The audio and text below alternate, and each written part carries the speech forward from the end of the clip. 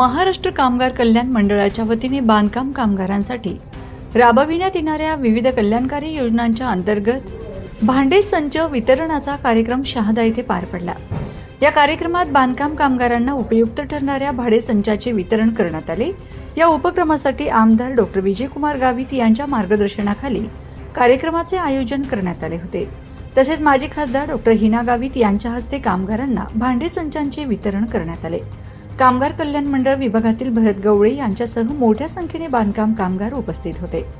कार्यक्रमात माजी खासदार डॉक्टर हिना गावित यांनी सांगितले की शासनाच्या माध्यमातून कामगारांच्या जीवनमानात सुधारणा व्हावी यासाठी विविध योजना राबविण्यात येत असून अशा उपक्रमांमुळे कामगारांना थेट लाभ मिळत आहे। भविष्यात विद्यार्थ्यांना कामगार कल्याण मंडळाच्या माध्यमातून शिक्षणासाठी शिष्यवृत्ती लाभ घेऊ शकतात। यावेळी उपस्थित कामगारांनीही या उपक्रमाबद्दल समाधान व्यक्त करत शासनाचे आभार मानले। आणि तुमच्या परिवाराला फार मोठा फायदा होऊ शकतो।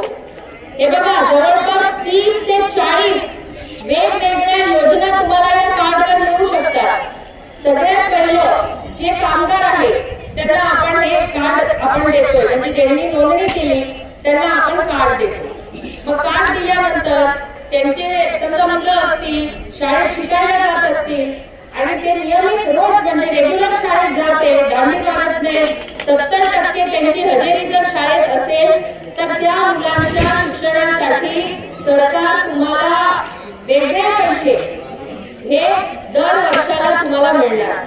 म्हणजे मुलांचे पुस्तकं घ्यायची असतील, बॅग घ्यायची असेल, युनिफॉर्म घ्यायचा असेल, शाळेसाठी लागणाऱ्या ज्या काही वस्तू आहेत या घेण्यासाठी एक साधारण 5,000 ते 7,000 रुपये तुम्हाला दर वर्षाला एका मुलाच्या शिक्षणाच्या मागे तुम्हाला मिळणार।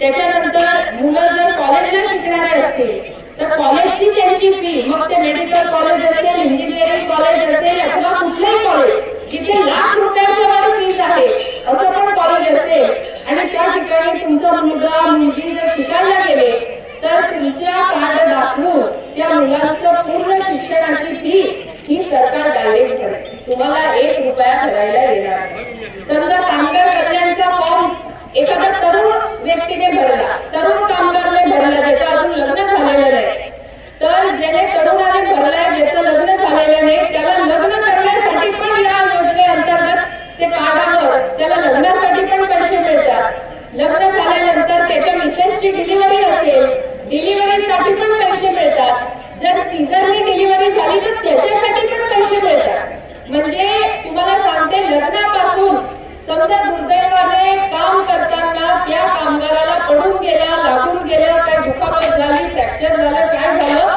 तर त्याचा पूर्ण इलाज करण्यासाठी सुद्धा या कार्डवर पैसे मिळतात।